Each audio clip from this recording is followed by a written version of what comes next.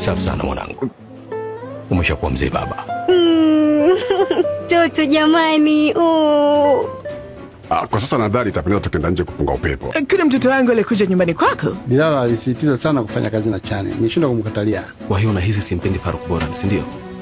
Kwa hiyo kuanzia sasa nitakuwa naingia kwenye vikao kama Adem Boran, si ndio?